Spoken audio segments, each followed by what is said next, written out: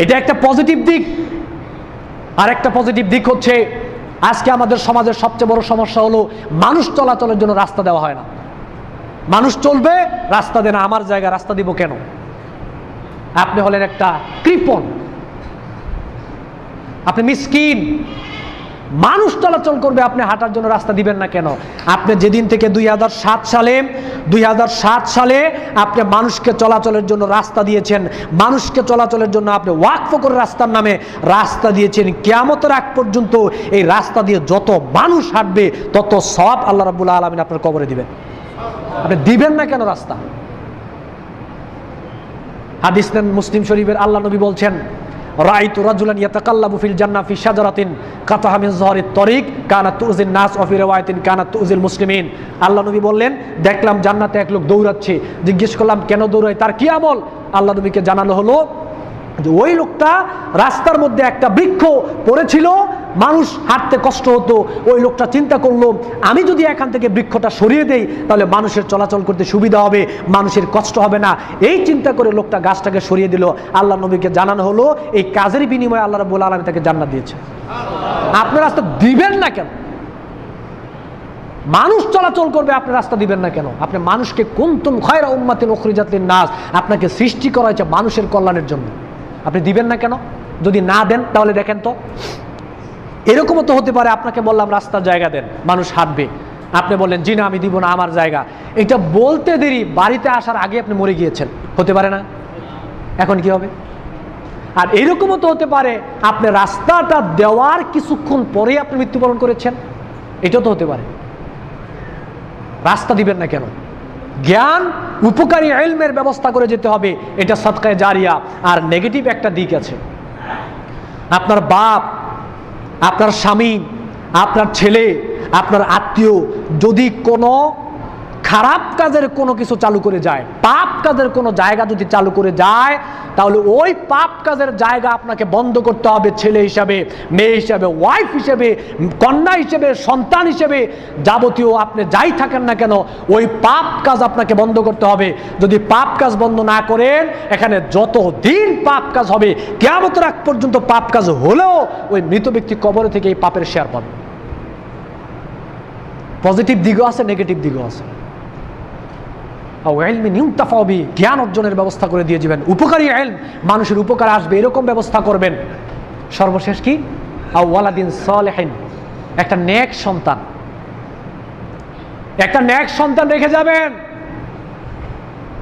এখানে যারা মুরব্বীরা রয়েছেন একটু ভেবে দেখুন, আপনি মারা যাওয়ার পরে আপনার সন্তান আপনাকে দাফন করার পরে আপনার সন্তান আপনার জন্য বলবে কিনা রব্বির হামহুমা কামা রব্বায়ানি সাগরা? সন্তান কি কে আপনি ওই উপযুক্ত করে গড়ে তুলেছেন কিনা? জীবিত থাকতে চিন্তা করেন মুরব্বী যারা রয়েছেন।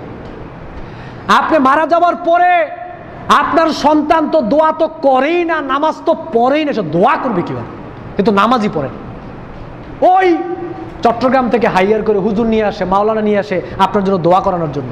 আল্লাহ নবী বলছেন নেক সন্তান ওয়ালাদিন সালিহিন ইয়াদউ লাহু, একটা নেক সন্তান তার বাপ মার জন্য যা দোয়া করবে আল্লাহ তাই কবুল করবে। সেটা ভালো লাগে না আপনার?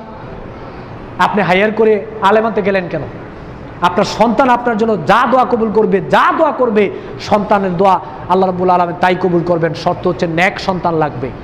সন্তানকে আগে কোরআন হাদিস শিক্ষা দেওয়ার মাধ্যমে নেক সন্তান বানাতে হবে। কিন্ডারগার্টেন বলেন, প্রাইমারি স্কুল বলেন, এই যে সন্তানের জন্য আপনি এত কষ্ট করছেন, এই সন্তান কিন্তু গ্রাজুয়েট নিয়ে কিন্তু আপনাকে তখন ভুলে যাবে। দোয়া তো করা দূরের কথা। সম্মানিত উপস্থিতি, ইব্রাহিম আলাইহিস সালাম বলেছিলেন রব্বি হাবলি মিনাস সলিহিন। এটা আমাদেরকে আল্লাহর কাছে বলতে হবে, আল্লাহ আপনি আমাদেরকে একটা নেক সন্তান দান করুন। আল্লাহর কাছে দোয়া করবেন, এটাও কোরবানির একটা শিক্ষা। আল্লাহ সুবহানাহু ওয়া তাআলা, আজকে আর কথা বাড়ালাম না, আজকে যে আলোচনা হয়েছে, সামনে কোরবানির ঈদ, আমরা পশু জবাই করবো ইনশাআল্লাহ। ওই কোরবানি থেকে যে 4টা শিক্ষা আমি আপনাদেরকে বললাম, এর মধ্যে একটা হচ্ছে আল্লাহর বিধানের সামনে নিজেকে সমর্পণ করে দেয়া, উৎকৃষ্ট জিনিস আল্লাহর পথে ব্যয় করা, বিপদ আপদে ধৈর্য ধারণ করা এবং আল্লাহর কাছে নেক সন্তান চাওয়া। ওই 4টা জিনিসই ওই আয়াতের মধ্যে শিক্ষণীয় রয়েছে। ইব্রাহিম আলাইহিস সালাম এবং ইসমাইল আলাইহিস সালামের কাহিনীতে, জীবনীতে এই 4টা শিক্ষা রয়েছে। আল্লাহ সুবহানাহু ওয়া তাআলা আমাদেরকে আল্লাহর উদ্দেশ্যে কোরবানি করার, আল্লাহর উদ্দেশ্যে পশু জবাই করার তৌফিক দান করুন, আমরা বলি আমিন। এবং কোরবানির যে শিক্ষা রয়েছে এই শিক্ষাকে আমরা অবলম্বন করে এই শিক্ষা সেখান থেকে নিয়ে আমাদের জীবনের জন্য আমরা বাস্তবায়ন করতে পারি। আল্লাহ সুবহানাহু ওয়া তাআলা আমাদের সবাইকে তৌফিক দান করুন, আমরা বলি আমিন। ওয়া আখিরু দাওয়ানা আলহামদুলিল্লাহি রাব্বিল আলামিন। কোরবানির ঈদ এটা ইবাদত।